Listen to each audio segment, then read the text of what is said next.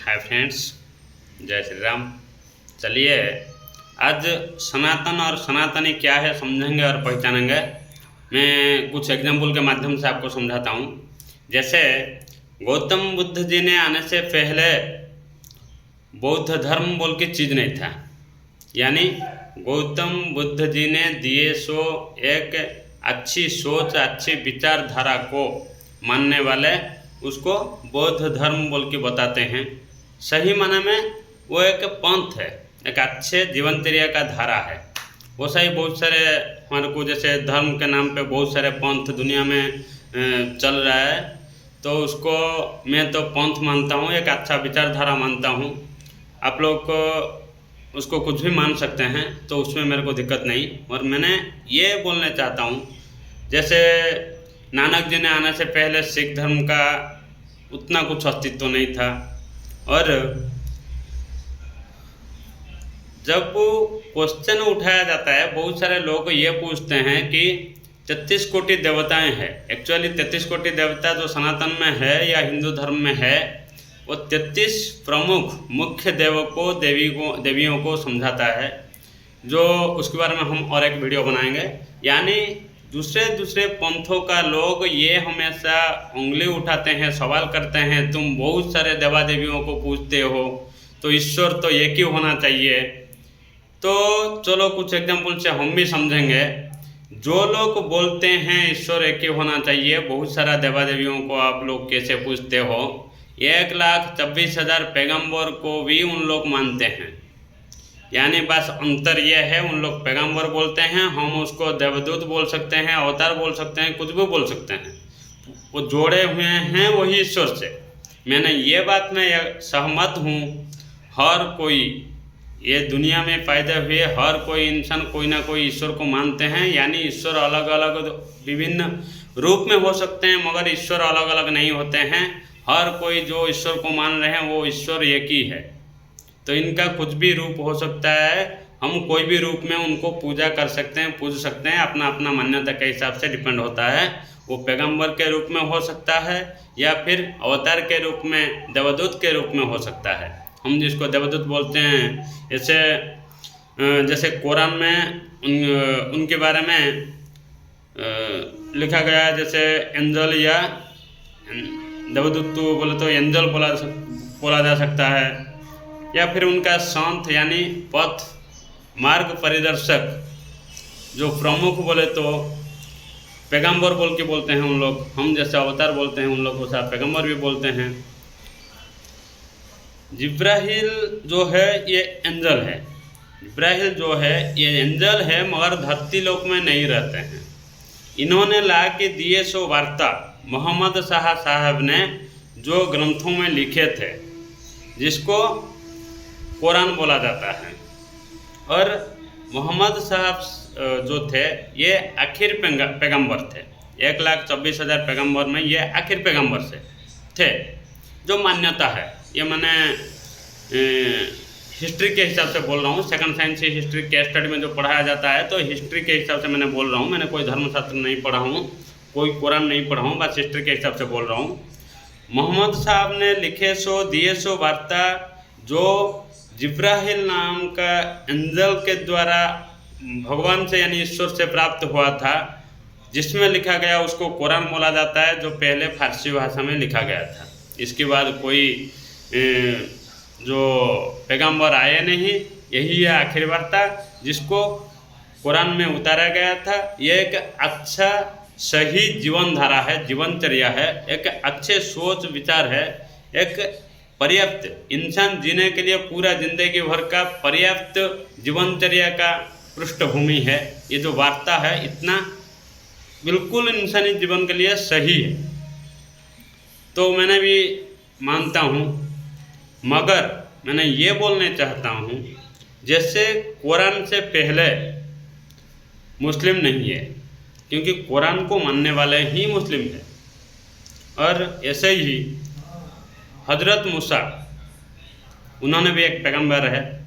तो हजरत मूसा को पहला पैगंबर शायद उन लोग मानते हैं या दूसरी पैगंबर, मेरे को उतना क्लियरिटी नहीं है। मगर हजरत मूसा साहब ने जो उपदेश यानी जो अच्छा जीवन धारा बताए थे वो तौरात शास्त्रों में यानी ग्रंथों में, हमारा हिसाब से ग्रंथों शास्त्र हो सकता है, तो उसमें जो लिखा हुआ है वो हजरत मूसा जी का एक अच्छा जीवनचर्या का धारा है जो इंसान के लिए पर्याप्त धारा है पूरा जीवन निर्वाह करने का। तो उसको जो किताब में लिखा गया वो किताब को तौरात बोला जाता है जो हिब्रू भाषा में लिखा गया था। और ये किताब को अनुसरण करने वाले, ये किताब को फॉलो करने वाले, ये किताब के हिसाब से अपना गुजारा करने वाले जिन लोग को यहूदी बोला जाता है। तो इन्होंने भी पैगंबर थे हजरत मूसा। हजरत मूसा के 500-600 साल बाद शायद आए थे हजरत ईसा।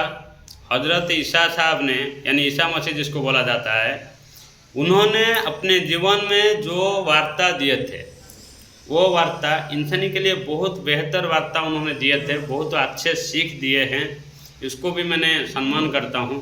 तो वो जो अच्छे सीख दिए हैं वो सीख, उनका वार्ता, उनके अनुगामी जो किताब में लिखे हैं वो इंग्लिश में लिखे थे, वो बाइबल बोला जाता है। और ये बाइबल का अनुसरण करने वाले क्रिश्चियन कहलाते हैं।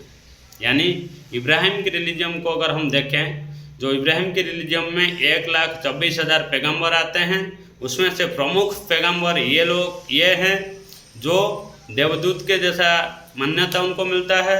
उन्होंने ईश्वर का बात लाकर इंसान के पास धरती में पहुंचाए हैं और इस किताब के द्वारा इंसान को एक सही राह दिखाए हैं।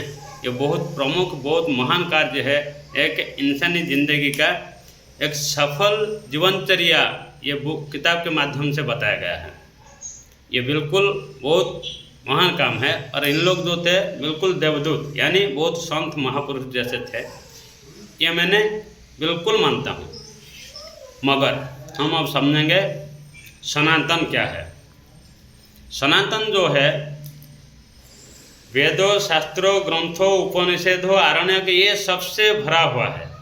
कोई सनातन में एक वे यानी एक रास्ता नहीं है, एक पंथ नहीं है, एक सोच नहीं है, एक विचार नहीं है, बहुत अनेकों धारा हैं, अनेक विचार हैं। और हर विचार कहीं ना कहीं आपको लेके मुख्यों के पास मिलाता है, प्रभु से मिलाता है, प्रभु से जोड़ता है। और सनातन का विचारधारा है, बहुत सारे विचारधारा है, बहुत सारा वे है। और ये वे कोई एक ने नहीं दिए हैं। महाकाव्य जो हैं महाभारत और रामायण के नाम पे हमारे को मिलता है। 18 पुराणों है, उपनिषद है, आरण्यक है और वेद है। ये जो वेद, ये वैदिक काल, एक समय था, एक कालखंड था जब वेदों लिखा गया, उसके हिसाब से पूरा भारत का संचार किया जा रहा था। इसलिए वैदिक काल नाम पे एक कालखंड है। शायद आपको पता होगा, नहीं होगा, मैंने ये बताना चाहता हूँ। 1600 BC से लेकर शायद 1600 BC एंडिंग यानी 1500 BC से लेकर 600 BC तक लगभग 1000 साल वेदों के हिसाब से पूरा भारत का संचार किया गया था। हाँ, आप ये बोल सकते हैं क्या उससे पहले वेद था? तो मेरा जवाब होगा बिल्कुल था। 1500 BC से ऋग्वेद लिखा गया, लिपि में उतारा गया। उससे पहले वेद था मगर स्मृति में था। ज्ञानियों का, मुनियों का जो शिक्षा देते थे उस टाइम, जो ज्ञानी थे, जो मुनि थे, जो बिल्कुल संत थे, महापुरुष थे उस वक्त, उन लोग की स्मृति में था।